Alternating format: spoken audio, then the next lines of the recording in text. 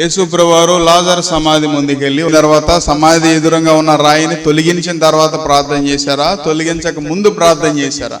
ఎప్పుడు ప్రార్థన చేశారు? తొలగించిన ఆ రాయి తొలగించండి అని యేసుప్రభువారు పలకంగానే అక్కడి నుంచి వెళ్ళి ఆ మనుషులు వెళ్ళి ఆ రాయిని తొలగించిన తర్వాత యేసుప్రభువారు ఏం చేశారు? అక్కడ ఏ ప్రార్థన చేశారు? తండ్రి అయిన దేవుణ్ణి స్తుతించారు. ఏవండి, ఆ గ్రాటిట్యూడ్ బ్రేలర్ నాకు నాకు అనిపించింది, మనం అన్ని రీతిలుగా ప్రయాసపడుతున్నాం కానీ ఆ టైం వచ్చేసరికి కరెక్ట్గా యేసుప్రభువారు చేసినట్లుగా ప్రార్థన చేయలేకపోతా ఉన్నాం ప్రియులారా. ఎస్, ఏవండి, విశ్వాసం అనేది ఎప్పుడు కూడా ఎదుగుతూనే ఉంటుంది ప్రియులారా. Faith never degrades, it always upgrades ప్రియులారా. మదర్ తెరీసా గారు కూడా వాస్తవానికి ఆమెకి పేదవారికి సహాయం చేయడం అనేది ఆవిడకి ఇష్టం లేదంట, ఆవిడ మైండ్లోనే లేదంట ప్రియులారా. లేకపోతే ఆవిడ డార్జిలింగ్ నుంచి కలకత్తా సెయింట్ మేరీస్ కాలేజీలో తన గ్రాడ్యుయేషన్ కంప్లీట్ చేసుకున్న తర్వాత ఆ ట్రైన్లో వస్తా ఉంటే దేవుడు ఆమెతో మాట్లాడాడంట. ఏమని మాట్లాడాడు? Come come go to the holes of the poor people, slum areas అని దేవుడు పలికితే ఆ స్వరం ఆమెకి వినపడిందండి ప్రియులారా. ఏవండి, ఇష్టం లేకపోయినా ప్రియులారా, మనసు లేకపోయినా ప్రియులారా, దేవుడు పిలిచాడు అనేటువంటి ఆ ఒక్క మాటని తీసుకుని ఆవిడ వెళ్ళింది. ఏవండి, మిషనరీస్ ఆఫ్ చారిటీ అనేటువంటి సంస్థని ఆవిడ ప్రారంభించి ఎన్నో రీతిలుగా ఒకసారి ఆమె ఏమని పలికిందంటే ప్రియులారా, ఎంత బలహీనమైనటువంటి పరిస్థితుల్లోకి మదర్ తెరీసా గారు వెళ్ళిపోయిందంటే, we always hear positive about Mother Teresa, but she faced many negative situations. Our God is not a God అని పలికింది ఒక సిచ్యువేషన్లో. మన దేవుడు అసలు దేవుడే కాదని పలికింది ప్రియులారా మదర్ తెరీసా గారు. ఎందుకో తెలుసా? ఓ పక్కన హార్ట్ స్ట్రోక్ వచ్చింది ఆమెకి, ఓ పక్కన మలేరియా వచ్చింది, మరో పక్కన న్యూమోనియా అనేటువంటి వ్యాధి ఒకటి వచ్చింది. 4 times ప్రియులారా. అట్లా సిచ్యువేషన్స్ అలా పెరుగుతా ఏవండి, దేవుడు పిలిచాడు, పేదవారికి సహాయం చేయమన్నాడు.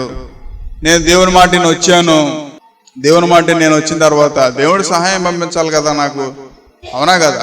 ఎవరి మాట నేను వచ్చాను? నేను దేవుని మాట నేను వచ్చాను, నేను దేవుడు నాకు సహాయం పంపించాలి కదా అనే ఆ సిచ్యువేషన్లో ఎన్నోసార్లు ప్రియులారా ప్రార్థన చేసి ఆవిడ నీరసించిపోయి, ఏవండి, దేవుడు నడిపిస్తాడు మనల్ని.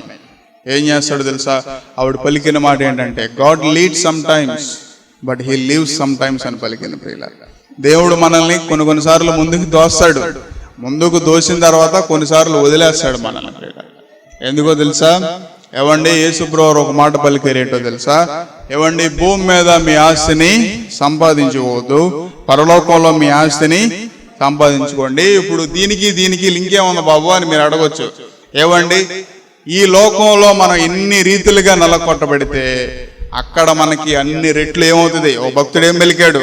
ఇక్కడ నువ్వు ఎంత ప్రార్థన చేస్తే అక్కడ అకౌంట్లో నీకంతా ఏమవుతుంది? మన ఫోన్కి యువర్ అకౌంట్ ఈస్ క్రెడిటెడ్ అనే మెసేజ్ వచ్చింది అనుకో, సంతోషంగా ఉంటుంది, అవునా కదా? యువర్ అకౌంట్ ఈస్ డెబిటెడ్ అని వస్తే ఎంతమందికి సంతోషం? మీ అకౌంట్లో డబ్బులు కట్ అయినాయి అని వస్తే సంతోషంగా ఉంటుందా? మీ అకౌంట్లో డబ్బులు పడినాయి అని వస్తే సంతోషంగా ఉంటుందా? చెప్పండి ప్రియులారా.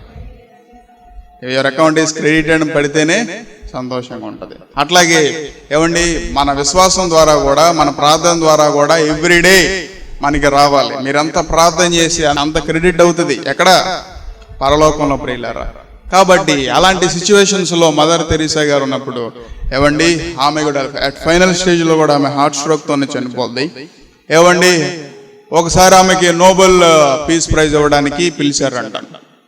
ప్రపంచం అంతట్లో కూడా అత్యంత ఉన్నతమైనటువంటి బహుమానం ఏదైనా ఉందంటే అదేం బహుమానం? నోబెల్ పీస్ ప్రైజ్ ప్రియులారా. మదర్ తెరీసా గారు నోబెల్ ప్రైజ్ని బహుమానాన్ని తీసుకోవడానికి వెళ్ళినప్పుడు ఆ బహుమానాన్ని అక్కడ ఒక ఓవియేషన్ అనేది జరుగుతుంది. ఓవియేషన్ అంటే ఇప్పుడు ఎవరినన్నా ఇక్కడికి పిలిచి మిమ్మల్ని అందరినీ నుంచోబెట్టి చప్పట్లు కొట్టించామనుకోండి, దాన్ని ఏమంటారు? ఓవియేషన్ అంటారు ప్రియులారా. అలా సన్మానం, సత్కారం ప్రియులారా. అలా జరిగినప్పుడు ఒక అతను స్పీచ్ ఇచ్చాడంటే ఏంటో తెలుసా? నోబెల్ ప్రైజ్ బహుమానాన్ని అందుకున్నందుకు ఎవరికి ఘనత? కొంతమంది వ్యక్తుల్ని సమాజంలో చూస్తాం, సెలబ్రిటీస్ని. వారి పేర్లు వేసినప్పుడు కింద పద్మభూషణ్, పద్మవిభూషణ్, భారత రత్న, నోబెల్ ప్రైజ్, ఇవన్నీ ఏ అవార్డులు అయితే ఉన్నాయో, అర్జున అవార్డు అని రకరకాల అవార్డ్స్ ఉంటాయి మన ఇండియాలో, అవన్నీ కూడా కింద వేస్తారు ట్యాగ్ కింద. అవునా కదా? అంటే ఏంటి, ఆ ఘనత మనిషికి ఉంది అని కదా.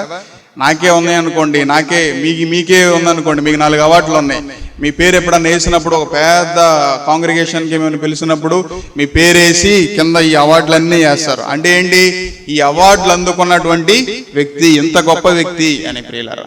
కానీ నోబెల్ పీస్ ప్రైజ్కే కింద ఒక ట్యాగ్ ఉందండి ప్రియులారా. ఆ ట్యాగ్ ఏంటో తెలుసా?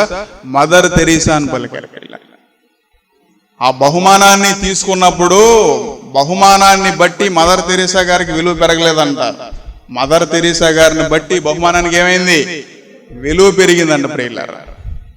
అంత ఇదిగా తన విధానంలో ఏవండి మనస్తత్వాన్ని, మనసాక్షిని కాపాడుకుని ఎన్నో రీతిలుగా నిలబడింది ప్రియులారా. కాబట్టి ఎందుకని చెప్తున్నానంటే, ఏవండి before God leads to one great situation ప్రియులారా, దేవుడు మనల్ని ఒక గొప్ప స్థితిలోకి తీసుకెళ్లే ముందు ఆయన ఎన్ని రీతిలుగా నల్ల కొట్టాలో అన్ని రీతిలుగా మనల్ని కొడతాడు. ఏవండి 100% హంబుల్నెస్ మనలో ఉండాలి. And there must be no hope on this world ప్రియులారా. ఏ మనిషి మీద, ఏ లోకం మీద, రాజకీయాల మీద కానీ, డబ్బు మీద కానీ, ఆస్తుల మీద కానీ, దేని మీద మనకి హోప్ ఉండకూడదు. అంతవరకు కూడా మనం ఆ స్థాయికి వెళ్ళేంత వరకు కూడా గాడ్ విల్ బీ సైలెంట్. అంతే. మనం ఎప్పుడైతే 100% హంబుల్నెస్ వచ్చిందో, 100% హోప్ ఓన్లీ ఆన్ గాడ్, దేవుని మీద మాత్రమే మన నిరీక్షణ ఎప్పుడైతే ఉందో ప్రియులారా, ఆ క్షణం నుంచే దేవుడు మనల్ని ఏం చేస్తాడు? లేవనెత్తడం ప్రారంభిస్తాడు. అందుకే ఇశ్రాయేల్ ప్రజలకి 40 సంవత్సరాలు పట్టింది. అవునా కదా? ఆ 40 సంవత్సరాలు కూడా ఏవండి 20 సంవత్సరాల లోపోళ్లే. పెద్ద వయసు వాళ్ళు ఎవరైనా ఉన్నారంటే ఎవరాళ్ళు? కాలేబు, యెహోషువ. యెహోషువ గురించే కదా మనం ధ్యానించుకుంటున్నాం కొన్ని వారాలుగా. ఏవండి మోషే గారు ఆ పర్వతం ఎక్కినప్పుడు యెహోషువ వయసు ఎంత తెలుసా ప్రియులారా మీకు? మోషే గారికి 80 సంవత్సరాల వయసులో ఐగుప్తు వెళ్ళి ఇజ్రాయెల్ ప్రజల్ని విడిపించడానికి మోషే గారు వెళ్ళాడు 80 సంవత్సరాల వయసులో. అట్ ద టైమ్ ఏవండి the age of Jashuva is just 20 ప్రియులారా. అంటే 20 సంవత్సరాల వయసులో చిన్న కుర్రాడు పరిచారకుడు. కాలేబు వయసు అంత మనకు తెలీదు. ఏవండి 20 సంవత్సరాల వయసులో మోషే గారితో పాటు ఏమెక్కాడు? పర్వతాన్ని ఎక్కాడు, గుడారంలో ఉన్నాడు, అన్నిటినీ కూడా ఏమండి నేర్చుకుంటా ఉన్నాడు. ఆ తర్వాత ఎలాంటి గొప్ప స్థానాన్ని, మోషే గారికి 2 కుమారులు పుట్టారు. కానీ ఏవండి అహరోను పిల్లలు యాజకుడు కొడుకులు యాజకులు అయ్యారు. కానీ ప్రియులారా నాయకుడు కొడుకు నాయకులు అవ్వలేదు ప్రియులారా. ఆ స్థానంలో దేవుడు ఎవరిని నిలబెట్టాడు? యెహోషువనే నిలబెట్టాడు. ఏవండి ఉదయకాల సమయంలో ఏమండి నీ పరిస్థితి ఎలాంటిది, నువ్వు ఎలాంటి స్థితిలో ఉన్నావు, you are poor, rich or something, it doesn't matter ప్రియులారా. మనం ఎప్పుడూ కూడా దేవుని సన్నిధికి వెళ్ళి దేవుని మాటకి విధేయులుగా ఎప్పుడైతే మారామో, అందుకే బైబిల్ ఏం చెప్తుంది? ఏవండి మీరు బలులు అర్పించుట కంటే మాట వినుట ఎంతో శ్రేష్టం అని ఉంది ప్రియులారా. దేవుని మాటకి మనం లోబడినప్పుడు, వాక్యానికి లోబడినప్పుడు ఏవండి దేవుడు మనల్ని, ప్రతి ఒక్కరిని దేవుడు పిలుస్తాడు, ప్రతి ఒక్కరితో దేవుడు మాట్లాడతాడు. దాన్ని కనుక మనం గ్రహించుకోగలిగితే దేవుడు తప్పకుండా ఏవండి ఒక రోజు వస్తుంది. ఏవండి ప్రతి జీవితంలో, ఎక్కడున్న ప్రతి జీవితంలో గుర్తుపెట్టుకోండి, there will be one day. ఏవండి ఒక రోజు ఖచ్చితంగా వస్తుంది. నిన్ను నిలబెట్టాలా, వేరే ఎవరినైనా నిలబెట్టాలా స్థానంలో?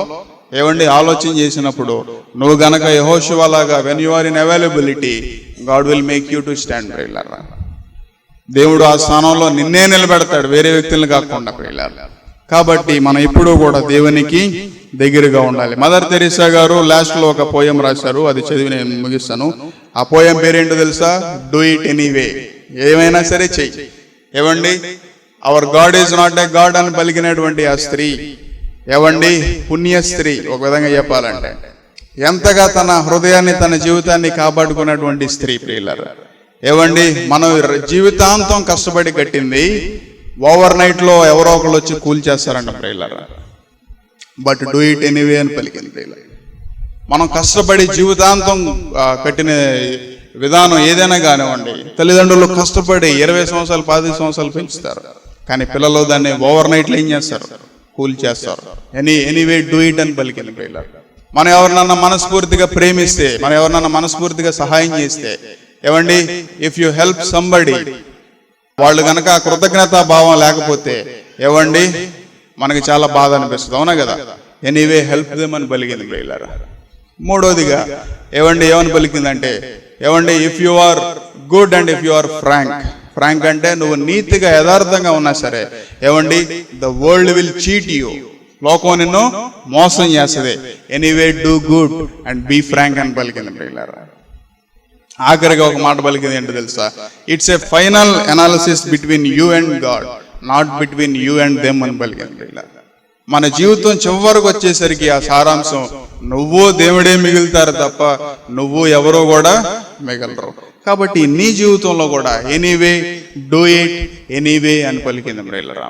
కాబట్టి మన జీవితంలో భక్తి కూడా we must do it anyway. మనుషులు మనల్ని అపార్థం చేసుకున్నా, ఏమండి, మనుషులు మనల్ని త్రోసేసినా, మనుషులు మనల్ని ద్వేషించినా, ఏమండి, మనుషులు మనల్ని నిందించినా సరే, లోకం పలు విధాలుగా మనల్ని ఎప్పుడూ కూడా నిందిస్తానే ఉంటుంది ప్రియులారా. But we need to be realized at every moment ప్రియులారా. గోపాలం గారు లాస్ట్ రోజు ఇక్కడ మచిలీపట్నంలో ఉంటాం, ప్రేయర్ జరుగుతుంటే నేను రెడీ అయ్యి గోపాలం గారి దగ్గరికి వెళ్ళి కూర్చున్నా. అప్పటికే చాలా వీక్ అయిపోయాడు.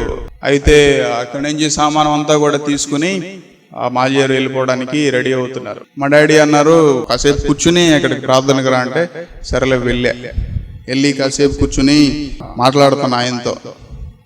ఆయన మంచం మీద కూర్చున్నాడు, నేనేమో కుర్చీలో కూర్చున్నా.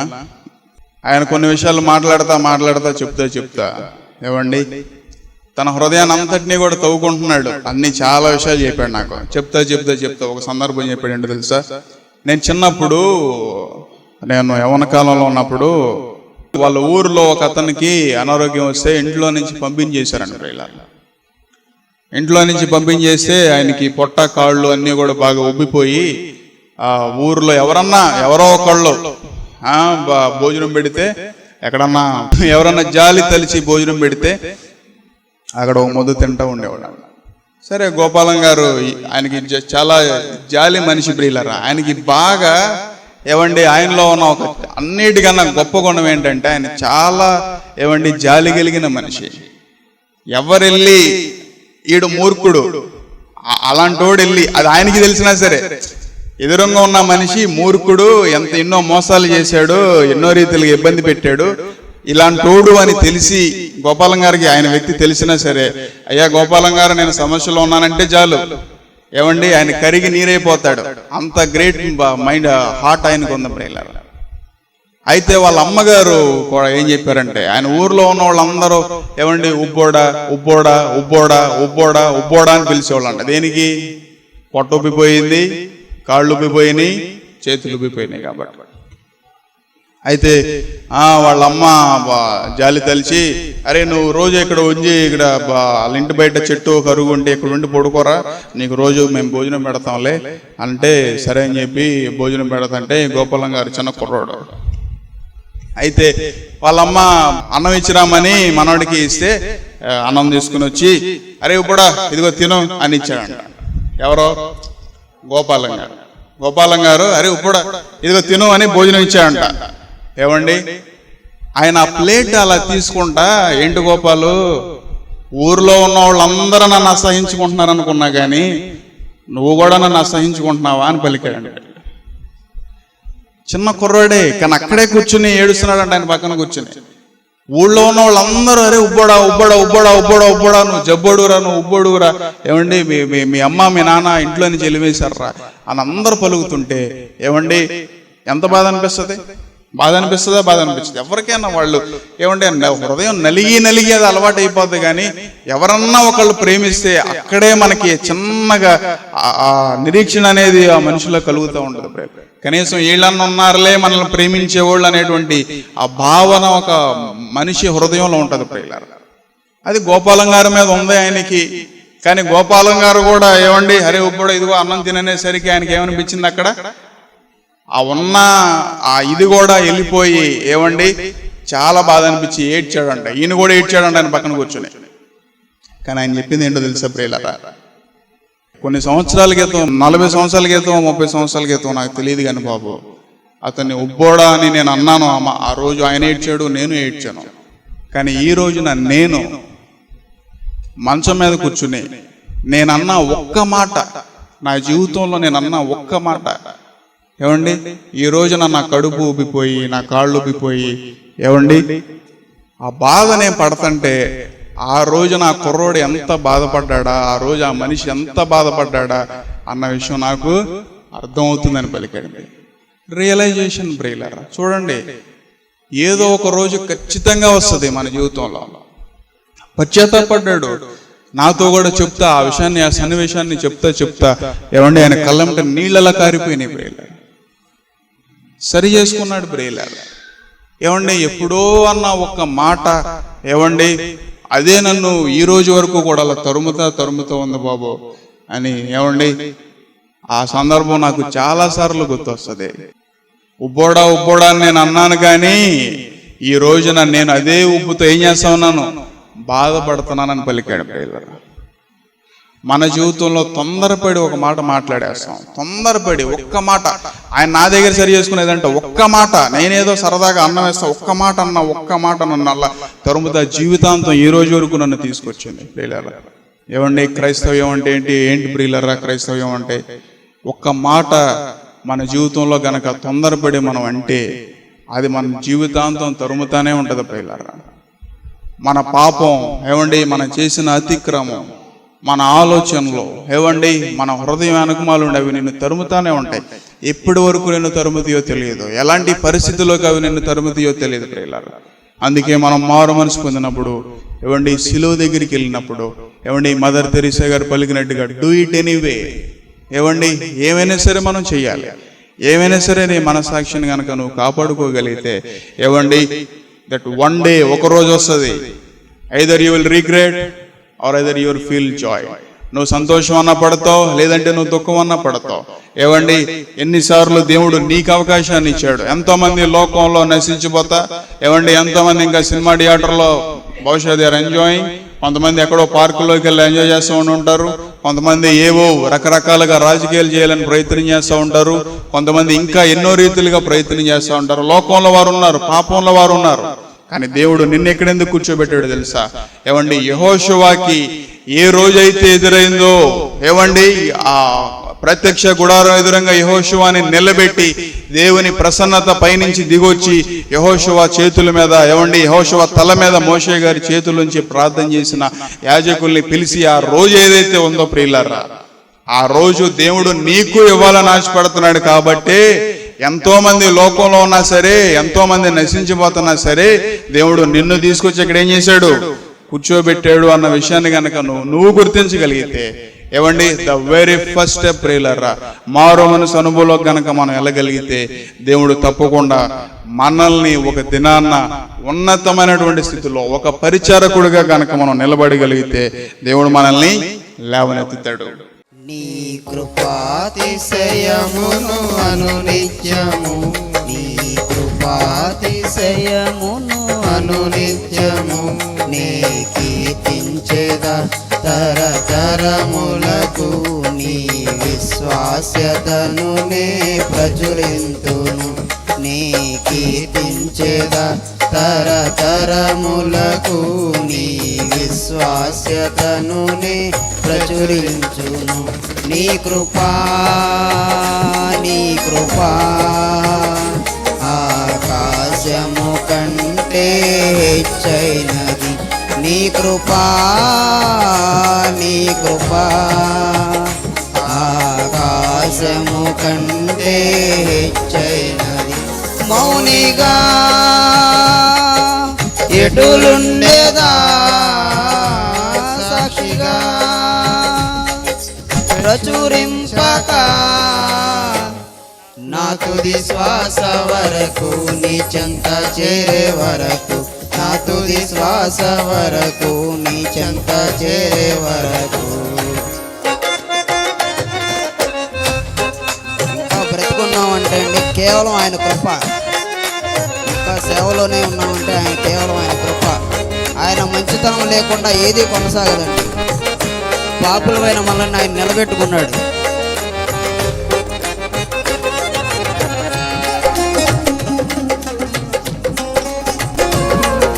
అందరం చప్పట్లు కొడుతూ పాడుకున్నాం సంతోషంగా. ఇంకా బ్రతికి ఉన్నామంటే కేవలము నీ కృపా, ఇంకా సేవలో ఉన్నామంటే కేవలము నీ కృపా.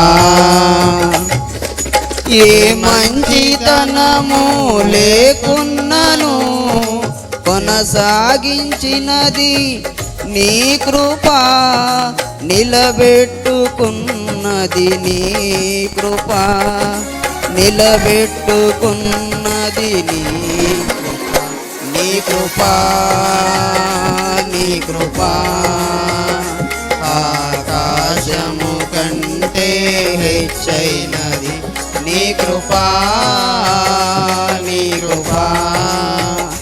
ఆకాశము కంటే హెచ్చైనది. మౌనిగా ఎటులుండేదా సాక్షిగా ప్రచురించక నా తుది శ్వాస వరకు నీ చెంత చేరే వరకు, నా తుది శ్వాస వరకు నీ చెంత చేరే వరకు.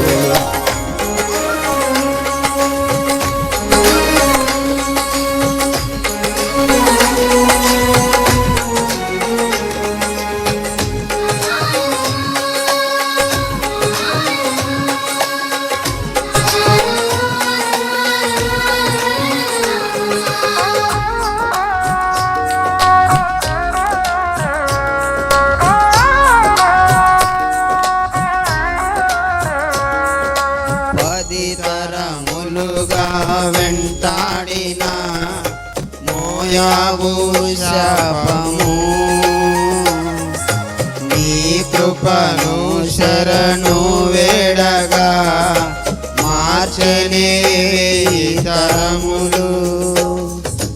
అన్యురాలైన ఋతును ధన్యురాలుగా మార్చినది నీ కృపయే నన్ను దీవించగా.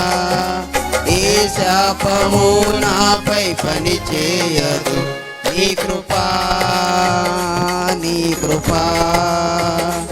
ఆకాశము కంటే హెచ్చైనది నీ కృపా, నీ కృపా.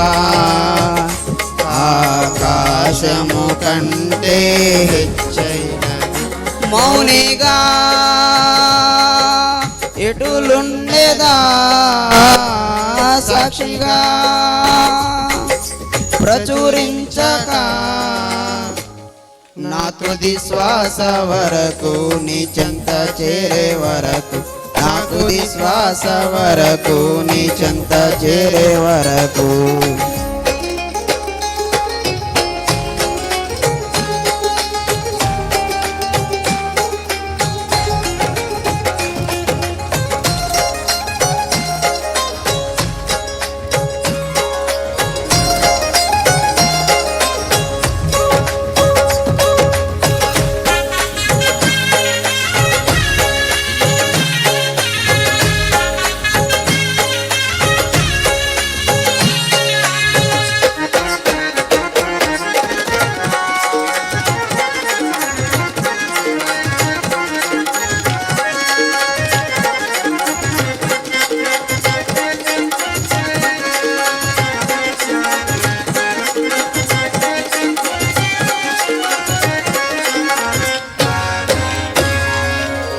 ఆరోగ్యం ఉద్యోగం ఉన్నాయంటే కేవలము నీ కృపా. మెతుకు బ్రతుకు ఉన్నాయంటే కేవలము నీ కృపా. కృపతోనే రక్షణ నిచ్చావు, నా క్రియల వలన కానే కాదు జీవితమంతా రుణస్థుడను నీ యందే నిత్యము అతిశయము నీ కృపా నీ కృపా ఆకాశము కంటే హెచ్చైనది నీ కృపా నీ కృపా ఆకాశము కంటే హెచ్చైనది మౌనిగా ఎటులుండేదా సాక్షిగా ప్రచురించక నా తుది శ్వాస వరకు నీ చెంత చేరే వరకు నా తుది శ్వాస వరకు నీ చెంత చేరే వరకు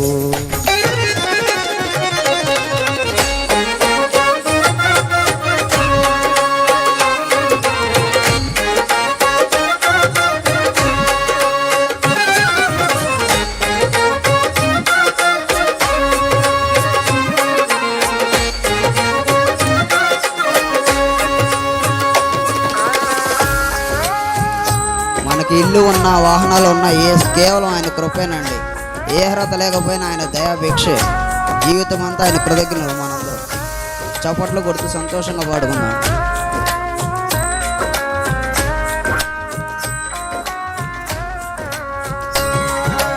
ఇల్లు వాహనమున్నాయంటే కేవలము నీ కృపా,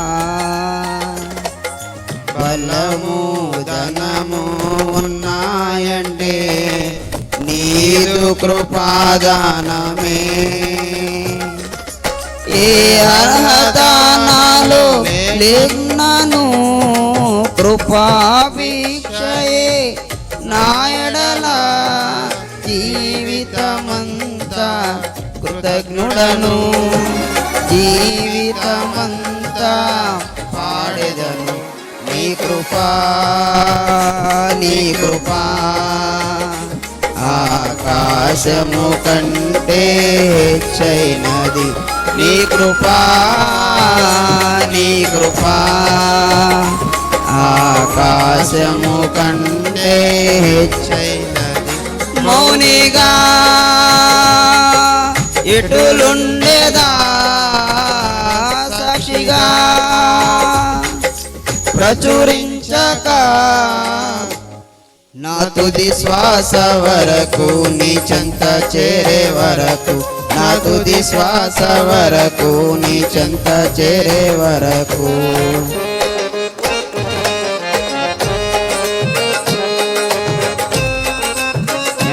ప్రియులే మమ్మల్ని వదిలేసిన, లోకమే శాపంగా మారిన, అనాథగా మిగిలేసిన యేసయ్య మాత్రం వదిలిపెట్టడు.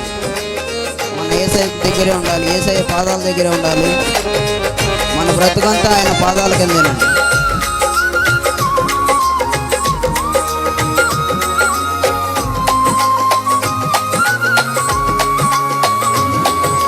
ప్రియులే నన్ను విడనాడిన లోకమే నా లోకమా,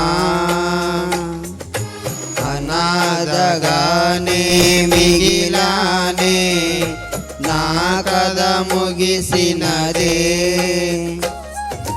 నీ కుడి చేతిలో ఉంచగనే బెన్యామీను వంతుగా మారే ఐదంతలాయే నా భాగ్యము.